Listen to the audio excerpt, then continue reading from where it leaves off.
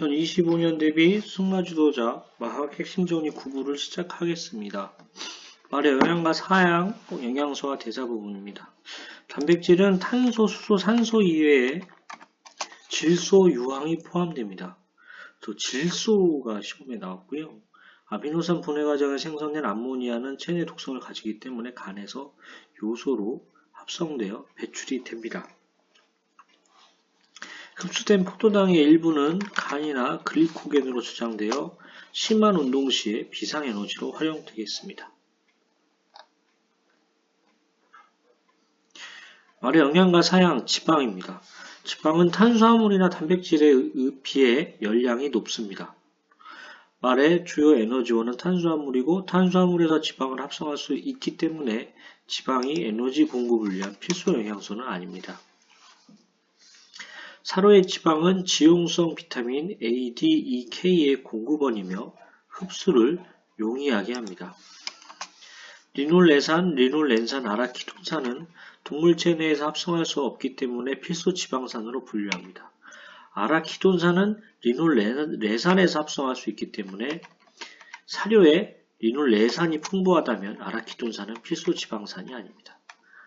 이 필수 지방산들은 식물이 합성할 수 있기 때문에 식물성 사료에 함유되어 있습니다. 말의 영양과 소화 중입니다. 필수 아미노산 중에서 가장 부족되기 쉬운 아미노산, 이게 제1 제한 아미노산이고요. 이게 라이신이고요. 두 번째로 부족되기 쉬운 아미노산이 제2 제한 아미노산이 되겠습니다. 그래서 이거를 트레오닌이라고 합니다.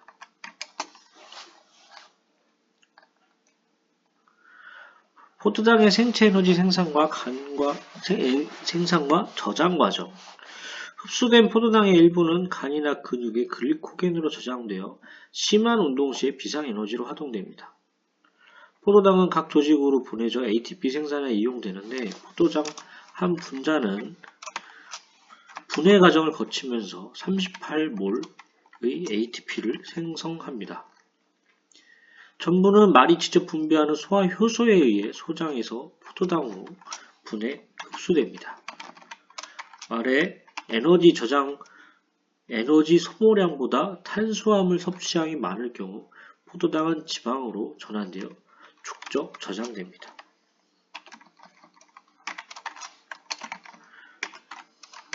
물의 주요 기능, 물 별거 아닌 것 같은데 은근 자주 나옵니다.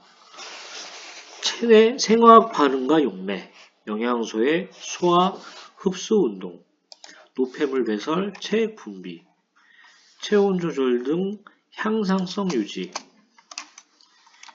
관절과 조직의 윤활 또는 완충, 체세포와 체형 유지, 또 결핍 형상도 은근히 나오는데요. 사료 섭취량 감소, 성장률 저하 등 생산성 감소, 맥박과 호흡률 증가, 체온 조절 기능 상실, 신경 과민과 근육 운동 곤란, 심한 수분 결핍 시 폐사가 되겠습니다.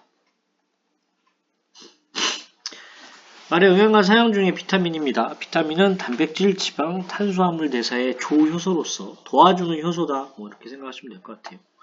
영양소 이용 효율을 높여 성장률이나 사료 효율을 향상시킵니다. 또한 항병성을 높여 여러가지 질병을 예방합니다. 용해성을 기준으로 지용성과 수용성으로 구분됩니다. 대표적인 것 중에 티아민이 B1이죠. B1, 수용성 비타민이고 결핍 시 식욕 부진, 운동실조, 각기병 하면 티아민이고요. 엽산, 이것도 B9이기 때문에 B계열은 다 수용성이잖아요. 수용성 비타민이고 DNA, 퓨린, 메타오닌 합성 반응에 관여합니다. 청초, 알파파 건초 등 풀사료에 함유되어 있습니다. 비타민 D, 지용성 비타민이고요. 피부에서 자외선 합성으로 공급됩니다. 햇빛에 노출될 경우 결핍은 없는데요.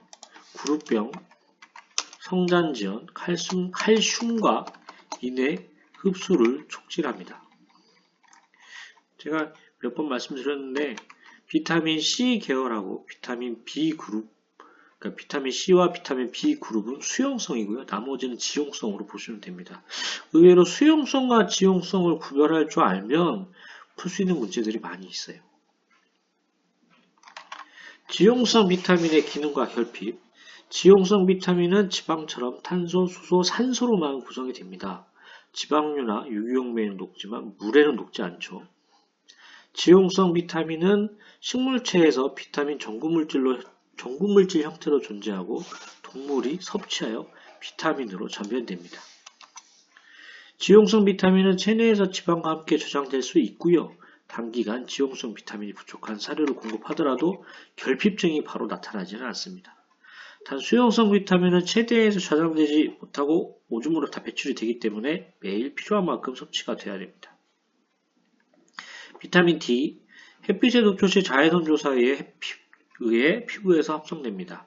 비타민 D가 결핍된 사료를 공급하거나 말이 장기간 햇볕에 노출되지 않을 경우 칼시트리올 합성이 억제되어 골격 발달에 영향을 줄 수가 있습니다.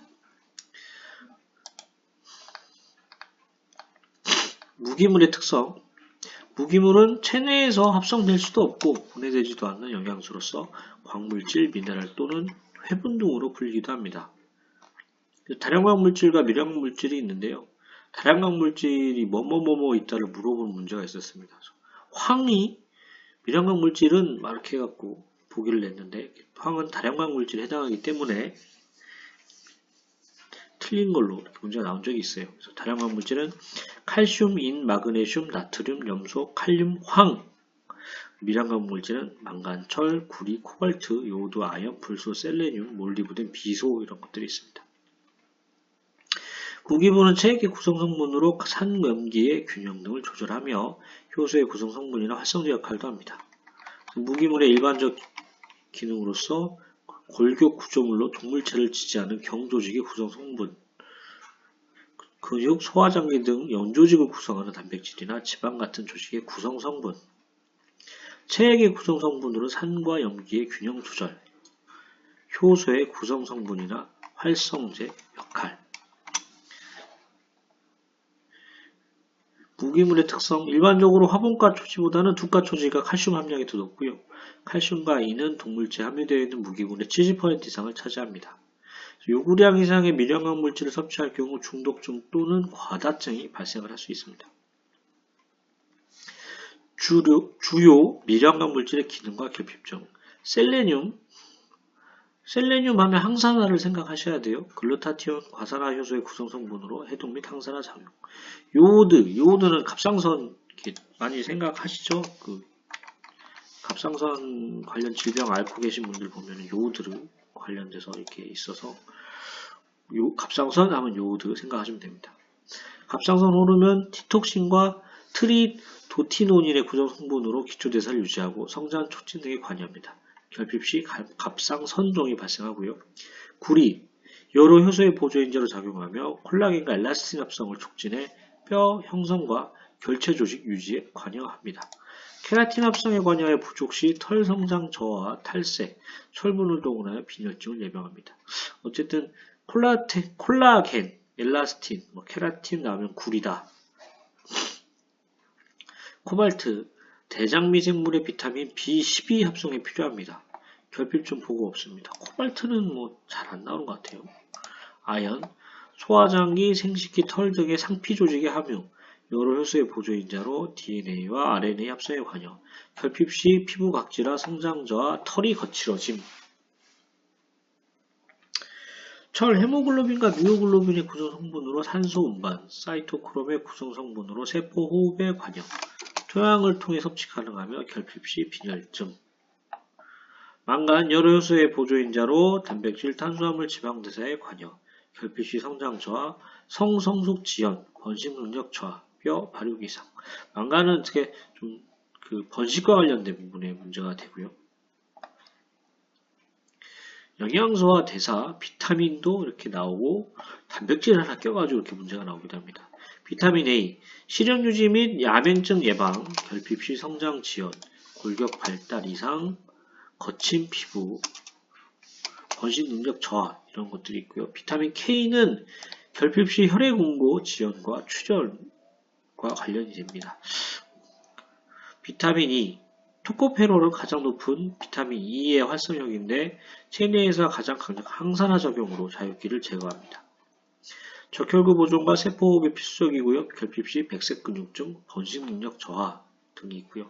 그러니까 항산화 작용이 나오면 이게 비타민에 나온 비타민 E가 되겠고요. 미량각 물질 나오면 셀레늄이 된다. 이렇게 알고 계시면 좋겠습니다.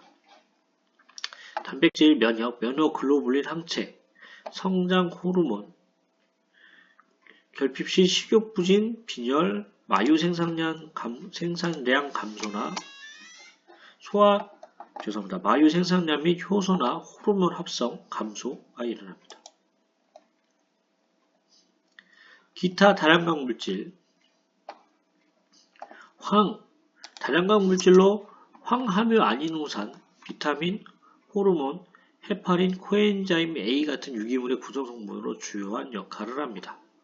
그래서 황함유 아미노산이 아닌 것은 해서 4개를 주고요.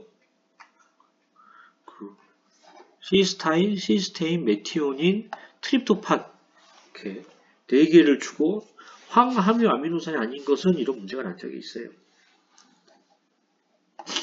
그래서 요거는 혹시라도 또 시험에 나온다라고 하면 IN2로 끝나는 건 황함유 아미노산이다. 시스타인, 시스테인, 메티오닌. 근데 트립토판은 IN2로 안 끝나잖아요. 그래서 필수 아미노산 중에 하나기는 한데 황을 함유하고 있지는 않다. 이렇게 아시면 좋겠습니다. 풀사료의 평가와 이용부터는 다음 시간에 이렇게 또 진행하겠습니다. 도움이 되셨다면 구독과 좋아요 부탁드립니다. 감사합니다. 고정 댓글 쿠팡 링크로 구매 시 쿠팡 파트너스 프로그램을 통해 일정액의 수수료를 제공받아 채널 운영에 도움이 됩니다. 올리브영 제품 많이 사랑해 주시면 감사하겠습니다.